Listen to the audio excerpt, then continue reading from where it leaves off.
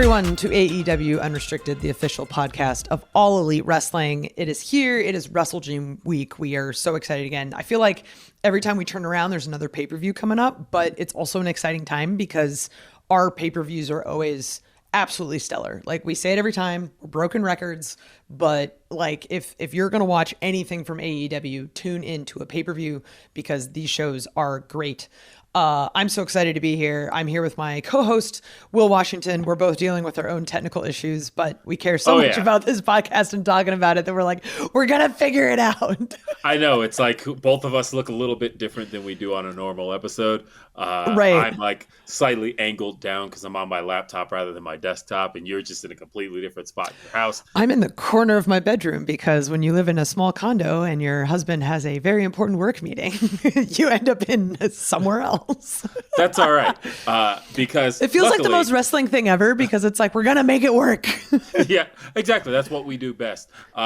Besides pay-per-view. And another thing that we do quite well is we present this podcast, and that's presented by Upper Deck. And you can collect your favorite wrestlers in 2025 Upper Deck AEW and start your trading card collection today. Unwrap autograph memorabilia or premium tech inserts.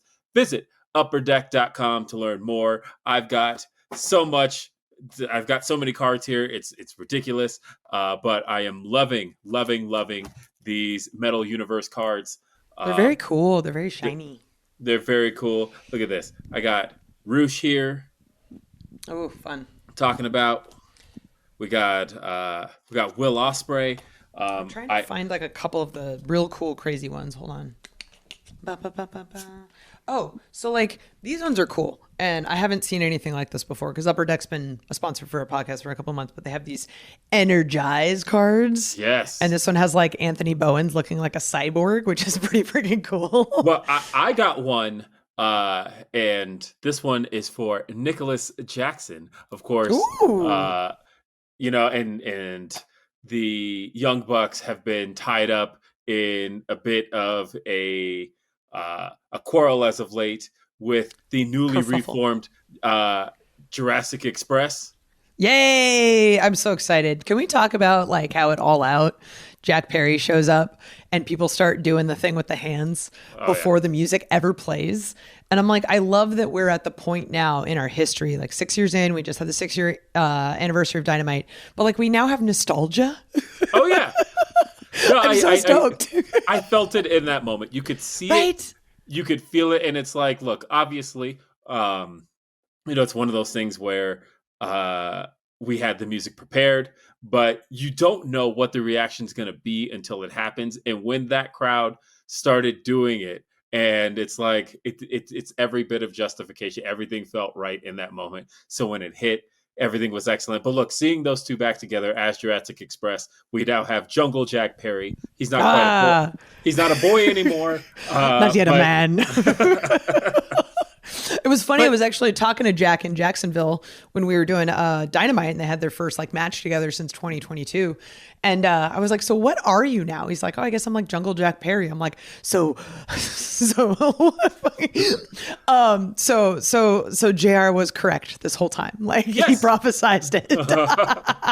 Yeah, Jim Ross was correct. But look, WrestleDream is coming up this Saturday, October 18th, live from the Chaifetz Arena in St. Louis, Missouri. You can stream it on HBO Max, Prime Video, YouTube, in Triller or ppv.com or traditional pay-per-view, wherever you get your pay-per-views. We're everywhere. Yeah, St. Louis, this is an exciting pay-per-view. It's an exciting time. St. Louis is an exciting city. We owed St. Louis a pay-per-view when we had to move Full Gear back in 2021, and we gave them WrestleDream last year. And it's like they're getting it.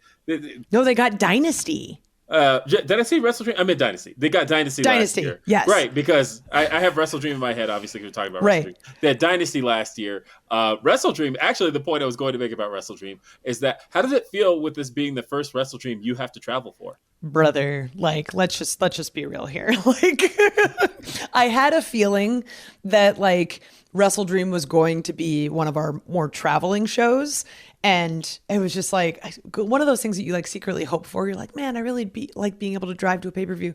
But then there's that excitement of like getting on a plane and going somewhere. And then like we have our custom ref shirts for all the pay-per-views. So like getting to like pack that one in my carry-on and all these sort of things. Oh, yeah. So it's like, I'm okay with it. I'm okay with it because I know the show's going to be awesome. There's so much good stuff that we're talking about. So it may be the third annual WrestleDream, but it's the first one that's out of the Pacific Northwest. I'm very, very excited. WrestleDream has a lot of history to it already, despite it being only the third one. I mean, last year we saw Bryan Danielson's last in-ring appearance as a full-time wrestler, where he basically got murdered by Jon Moxley. I know. That's why I was thinking, like, honestly, shout out to all of our friends in Washington, but maybe they need a little break for a minute, because that was, we've been through some stuff, man. Yeah.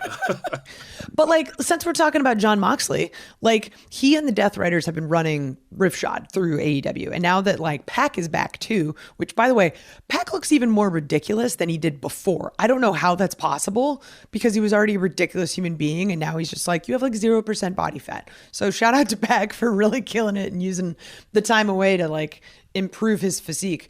But I want to talk about Jon Moxley. He's done a lot of horrible things. We've seen him, you know, nearly murder people with plastic bags. He's had this group of people join him in Marina, in Yuta, in Claudio, Pac's back, all this stuff. And Daniel Garcia. Oh my God. And Daniel Garcia's with him now. Oh my God. And when he like basically broke up with Daddy Magic on TV, I was legitimately hurt. I was like, this just feels wrong, right? Like we've just been rooting for Danny Garcia ever since he joined AEW. And I'm just like, no, why are you hanging out with the bad kids? Honestly, though, like anybody that knows Daniel Garcia, you know that he's got a little bit of an edge to him that we haven't gotten to see as much on TV. And Correct. Honestly, when I see him with the Death Riders and I'm seeing him speaking his, like talking his shit, essentially, it's like, okay, that feels like Daniel Garcia. It feels like Jon Moxley unlocked the Daniel Garcia. It feels right, but I don't want it to be right. If that makes any sense.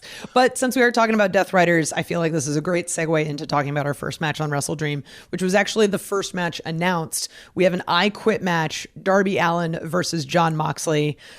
Oh my God. I'm so happy that Darby Allin came back. He successfully climbed Everest, which I've heard the story now recently, and it's probably the most difficult thing that anyone could possibly do physically and mentally. But now he's back. He came back at Allin, like calling out Jon Moxley, and we're finally seeing the two of them sort of collide after they were like Darby was almost murdered all out. It's like one of those you see Darby almost die, and you're like, how could it get any worse? And then you hear him challenge for an I Quit match, and it's like, oh no, oh, is this going to be the end of Darby Allin? Well, so we talked about, of course, in our All Out preview, one of the things we talked about was that the coffin match was kind of the specialty of Darby Allin. You know, it was a match that he's won on some grand stages. He won it all in Wembley, and like we've seen Darby in that scenario. But at the same time, we've also seen Darby fall short, and unfortunately, this was one of those situations where he did fall short, thanks to Pac. But you know, you talked about Everest, and one of the things in hearing these stories about the climb of Mount Everest is the fact that, like, legitimately, like, I know we say it a lot, but I don't think people truly grasp how true it is that Darby might not have come back from that. Yeah, like hearing that there's maybe like 7,000 people in the world ever that could have both summited and come down, because the come down's even harder. Yeah. Like, it's not just like, oh, I made it cool. It's like, oh no, it's bad. So for him to overcome that is like, I didn't fully comprehend how ridiculous this was until I heard like the story. It's wild. And that goes to my point that kind of tells us that there really is no quit in Darby Allin. None. And if there's no quit in a man that can scale the highest mountain on earth, going into an I Quit match situation, seems like it could favor Darby, because at the end of the day, I don't know that anybody could ever make Jon Moxley quit. No. Unless you pretty much hung him with a chain. There's pretty much very few situations where you'd ever see Jon Moxley quit. But at the same time, we now know that Darby Allin has zero quit in him. Oh, yeah. And like seeing him on Dynamite last week with the Molotov cocktail. Shout out to Security Sam for literally like bulldozing him before he lit that thing. Oh, yeah. Look, I mean, there have been a lot of moments that have made Sam a star, but I feel like that one in particular has turned him into an icon. Oh, yeah. I mean, he saved us all a little bit. But like at the same time, like Darby's kind of justified in this, right? Because it's like the Death Riders have been running wild and Darby just really, really wants to take out Jon Moxley. And I feel like at this point, it's if he can climb Mount Everest, why can't he climb the mountain of defeating Jon Moxley? Like Yes. the more and more I hear about Darby Allin and having known him for the last 6+ years, because I knew him before AEW, like he literally has no quit. And this is going to be gnarly. This is going to be I'm not really sure what to expect, honestly. I guess the question is Jon Moxley tougher than Mount Everest? I don't know, man. Mount Everest is pretty unforgiving. And we also have for the AEW World Tag Team Championship, Brodido, the team of Brody King and Bandido, teaming up to take on Don Callis Family's Konosuke Takeshita and Kazuchika Okada. Okada, of course, being the unified champion. And him and Takeshita have been on quite a roll as individuals in 2025. But last week at Dynamite Homecoming Title Tuesday, we saw them as quite a formidable team. They actually defeated the World Tag Team Champions, Brodido. And the thing is about that team, Brodido has been, I think, one of my favorite things to come out of this year. When you look at 100%. Bandido, when you look on at paper, it doesn't work. Yes, but together, like everything works. The music works. The two of them seem to have each other's back. And when you look at Bandido, who has been in, he's had some trouble with his shoulder lately, and that very much works in the favor of the Don Callis family. But at the same time, you've got Brody King, who I think is somebody who has been speaking very loudly about having his buddies back. And I think the two of them have proven time and time again, whether it was winning the titles, whether it was retaining the titles at All Out in that ladder match, they have shown that when it comes time to get it done in the ring, they are a well-oiled machine. And at the same time, there's such that dissension between Okada and Takeshita, who wants to be the crown jewel of the Don Callis family. I feel like here you mentioned Bandido's shoulder, right? Like we may not even know some of the like pain that our wrestlers are working through, because there is a lot of it, right? Like it takes a toll on your body. So we have the mental capacity to sort of work through those physical things, but it's really just having the trust and faith in your partner in a tag match that they can have your back, right? And I think in that instance, it's the reason why Brodido has an edge in this, because Okada's a phenomenal wrestler, Takeshita's a phenomenal wrestler, but when you see the two of them together, like they really can't get along. And somehow they were able to. They ended up getting the win on Dynamite. They ended up, securing this this title opportunity. But how long can that last? I think that's the beauty of Brodido, is because they are so together and they have so much chemistry and they have this incredible friendship. Like I feel like that is an edge in this contest.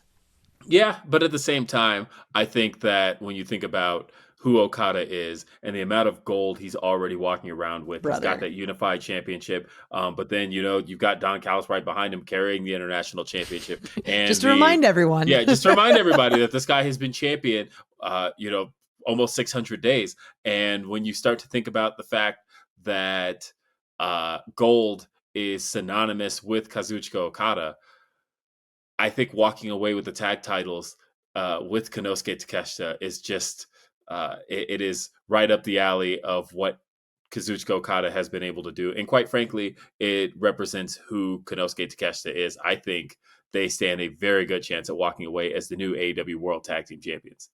We're so excited talking about this that we've gone on a little bit long. So let's take a quick break before we come back and talk about more matches that are happening at WrestleDream, because this show is packed.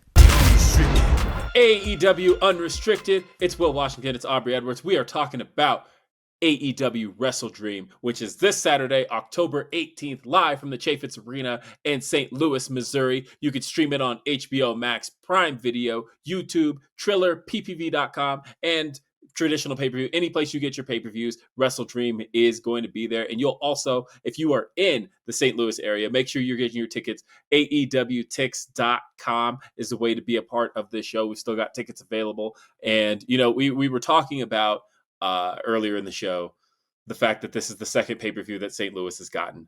And, you know, the last time we were on pay-per-view in St. Louis, it was, as you mentioned, AEW Dynasty, where that was the last time that Samoa Joe held the AEW World Championship. Look at your segue, you pro. And him walking back into this arena, the very arena that he lost the AEW World Championship in, and he has a chance now to regain the gold by defeating Hangman Adam Page. Hangman versus Samoa Joe. This is a match that I think has been on people's radars for the better part of the last 2 years. We first saw these two come face to face in a confrontation back at the end of 2023. And these two have had verbal confrontation after verbal confrontation, but we have never actually seen them go one-on-one. We saw them face off in a three-way that also included Swerve Strickland. And of course, famously in that match, Hangman Adam Page did tap out, but he didn't necessarily give up. He was just trying to keep Swerve from winning the title, and so he tapped out. There's so much history there. Right. And so, Joe, of course, that's still on the record. Samoa Joe tapped out Hangman Adam Page. No matter how you look at it, in his mind, he tapped out Adam Page. Adam Page knows why he tapped out, but at the same time, he's got to prove at this stage now that he's not that guy anymore. He's not petty enough to give up a match to see somebody else not walk away world champion. This is a new Hangman Adam Page. It's a lot like the old Hangman Adam Page, but a little bit faster, stronger, and wiser.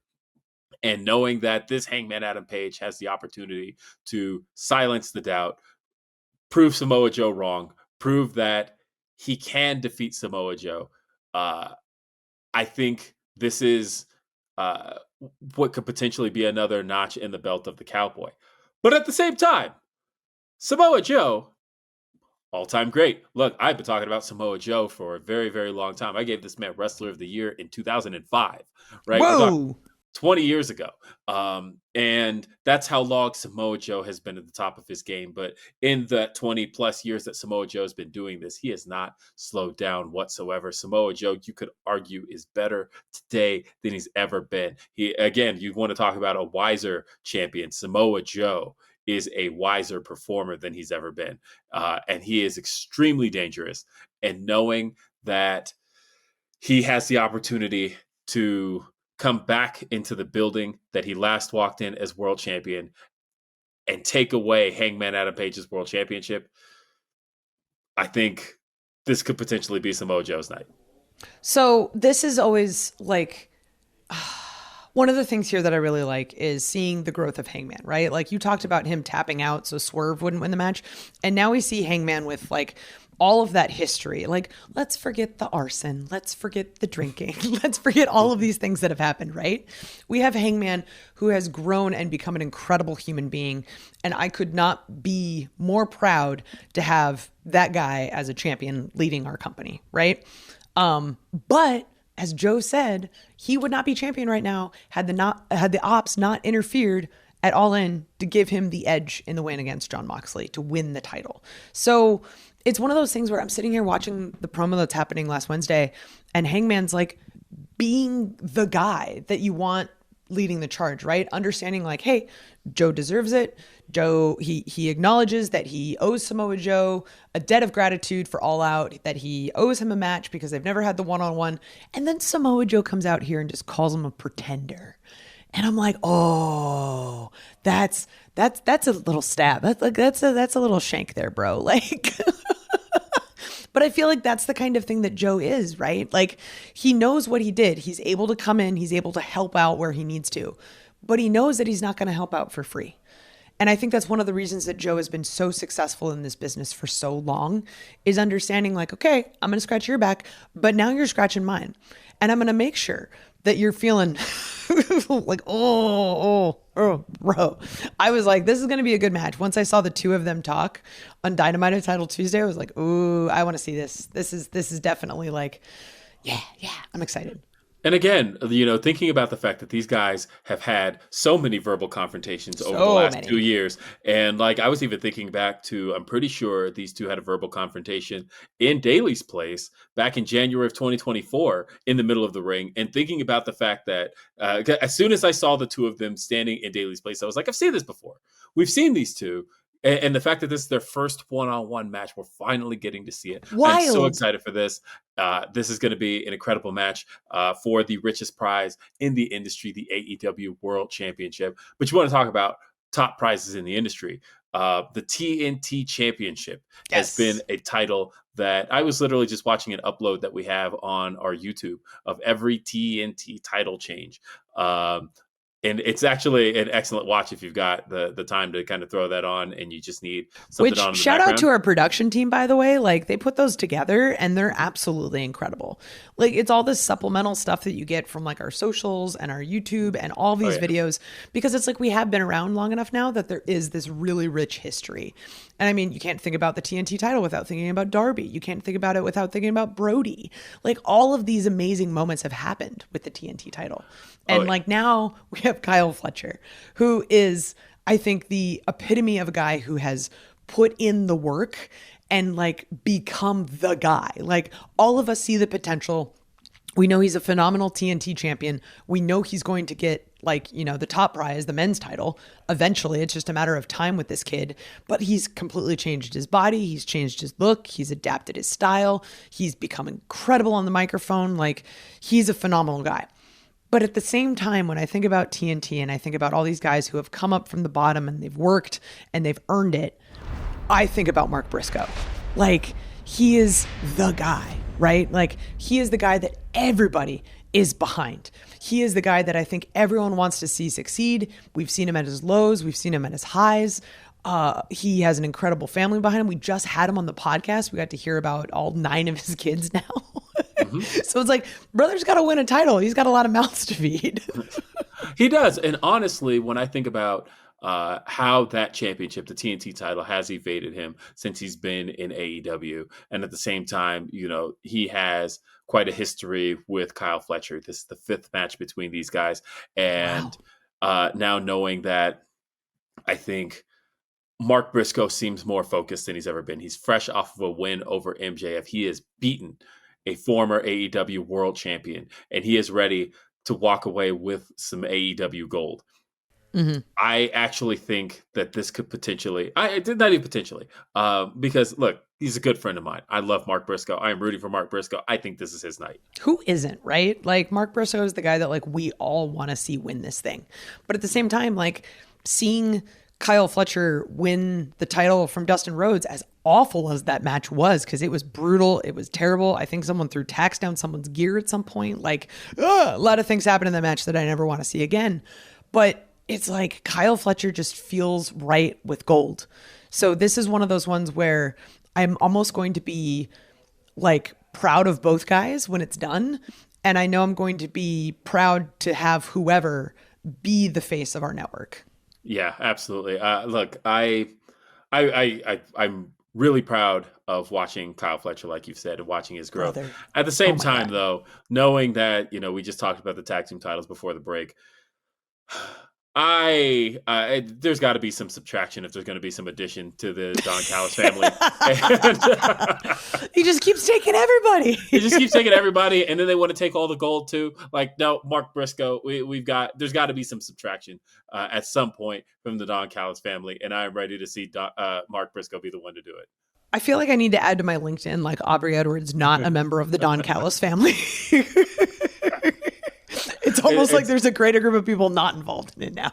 Yes, they have grown massive over time. But speaking of massive, this card continues. We're continuing to talk about AEW WrestleDream. It is live on pay-per-view. It's this Saturday, October 18th, live from the Chaifetz Arena in St. Louis, Missouri. Don't forget you can stream it on HBO Max, Prime Video, YouTube, Triller, ppv.com, wherever you get your pay-per-views. And we still got more to come right here on AEW Unrestricted. Got one more break to go, and then we're going to be talking about the Women's World Championship. Stay tuned. This is AEW Unrestricted. AEW Unrestricted, we are talking about WrestleDream. We've covered a lot of the title matches on this card. We've talked a lot of the big stuff that's happening in AEW right now. We've had a lot of returns. We've had a lot of successes. We've seen a lot of people grow and change and become even bigger, better stars and people than they have been. So, I mean, we know pay-per-views are great at AEW, so please tune in. If you can be there, great. AEWTIX.com. Definitely purchase some tickets if you're able to get there, because you know this is going to be a magical night. If you can't be there, definitely watch it. It airs this Saturday, October 18th. Live in St. Louis. You can watch it HBO Max, Prime Video, YouTube, Triller, ppv.com, traditional pay-per-view. Like, go in it with your buddies. Venmo somebody some money and watch this. Like, literally, like, these pay-per-views are phenomenal. You need to watch it. And speaking of phenomenal, can we talk about how great the match was at Allin, where we saw Toni Storm in a four-way with Kris Statlander, Jamie Hayter, and Tekla. And we saw it all out. Yes. Yes. There's so many pay-per-view. I was like, that was 3 weeks ago, but it feels like a lifetime. We had them do this four-way at All Out. And I was even in the match. How do I not remember what it was? Seeing Toni lose the title, it was one of those things where I think we were all very happy to have her be the person leading this division. Like, to see the growth of Toni Storm as a person into this character she is, into the phenomenal wrestler she is. She's been an incredible locker room leader. She's just a phenomenal human being. And it's one of those things where it's like, can she lose the title? But then seeing Kris Statlander be the one to pin her. On top of that, a four-way, the champion doesn't need to be pinned, but we saw Kris Statlander pin Toni Storm. And being in the ring and hearing that crowd kind of like, the noise died down because I think everyone was just shocked what had happened. But then everyone is elated that Kris Statlander is now our champion. Because to see someone, we talk about overcoming lows and living your highs. This is a girl who has had 2 major knee injuries and has completely adapted her style in order to compensate for that, and is still just a badass. She is, and on top of that, I love rooting for her because she's just a great person, right? Like, I kid you not, every time we're on the road and I go to the gym, Kris Statlander's in there before everyone else. Like, whether it's Tuesday, whether it's Wednesday, whether it's Thursday, whether it's, Saturday night, it doesn't matter. She's in there working hard and putting in the effort. And I could not be more proud to have her leading this division. But now we see Kris Statlander facing Toni Storm one-on-one. So we can make sure who is the champion for this. We don't have anyone else involved in this matchup. No four-ways anymore. We got one-on-one. And I was shocked to hear that this is their first time ever wrestling one-on-one. Ever. They've been in multi-person matches. They've been in tags. But as far as they're concerned, they have never faced each other one-on-one. And thinking about Toni Storm, we're talking about 4-time AEW Women's World Champion. And, we talk about the amount of reigns people have had before. But what makes Toni Storm unique as a champion is that her 4 reigns are 4 entirely different reigns. You talk about, you've got Toni Storm in her, original debut form, but then her second reign, she's an outcast. Then her third reign, she's the evil timeless Toni Storm. But then in her fourth reign, she's, she's a hero to everybody. And to think about the fact that she has reinvented herself 4 times in 4 different reigns. Like, when we talk about one of the greatest to ever hold the AEW Women's World Championship, obviously she has no peer in that regard. She is synonymous with that championship. But at the same time, Kris Statlander has been here since nearly the beginning of AEW. And, she's got 6 years of history on AEW. She's a former TBS champion. She's actually held the first woman to have both. How incredible. She has held both. She is a former TBS champion. She's a and she's the current AEW Women's World Champion, which is an accolade in itself. Like you said, the first to do both. And that is something that we should all be looking at as one of the great accolades in AEW history. And to know now we've got the greatest women's world champion of all time in Toni Storm going one-on-one with the first woman to become both TBS and TBS and AEW Women's World Champion. And to know that these two are going one-on-one, those accolades in itself are already huge. But then when you take those away and simply put it as Toni Storm, who I think, again, all of us look at as the pinnacle of the AEW women's division. And you look at Kris Statlander, one of the greatest athletes to step foot in an AEW ring, male or female. And they're both going to do this on pay-per-view for the very first time. I am more than excited about this. And I'm so glad, we had Kris Statlander on the show when we were previewing All Out, and which is great because I don't think any of us knew that this could potentially happen, and it's like we were just 3 days away from talking to our new AEW Women's World Champion. Yep, and knowing that Kris, we had asked her about the Death Riders, and she made her decision. She ultimately turned it all down. She is on her own. She's got laser focus on retaining this AEW Women's World Championship. But at the same time, again, I talked about 4 unique title reigns for Toni Storm. What's to say what a 5th would look like with her? Oh, yeah. And it's one of those, this is one of those matchups where regardless of what the outcome is, I'm just going to be so proud that both of these women I can call my coworkers because they do incredible work. They build up other people in the division. They've grown and changed and become phenomenal wrestlers. And I feel like that's the thing, one of the things that we love about AEW, right? You have people who love to be here and love to represent this company. And I am so proud of the work that I'm doing, that my coworkers are doing, that you're doing, that it's phenomenal. We're here at 6 years and we're here at another WrestleDream. And I cannot wait to see what everyone is capable of doing this Saturday. I am so excited. It is AEW WrestleDream. It is this Saturday, October 18th, live from the Chaifetz Arena in St. Louis, Missouri. You can stream it on HBO Max, Prime Video, YouTube, Triller, ppv.com. Do you want to be there in person? If you have the opportunity, AEWTix.com. There's still tickets available. If you have the opportunity, join us. Nobody does pay-per-view like AEW. AEW Unrestricted is, of course, presented in part by Upper Deck. Collect your favorite wrestlers in 2025 Upper Deck AEW and start your trading card collection today. Unwrap autograph, memorabilia, or premium tech inserts.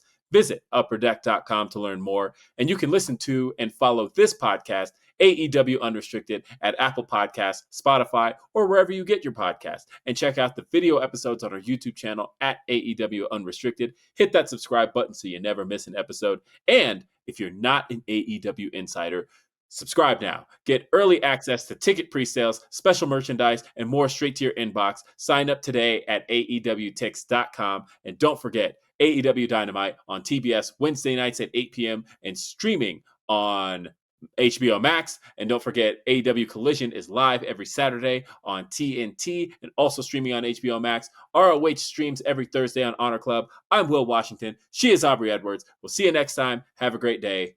Peace.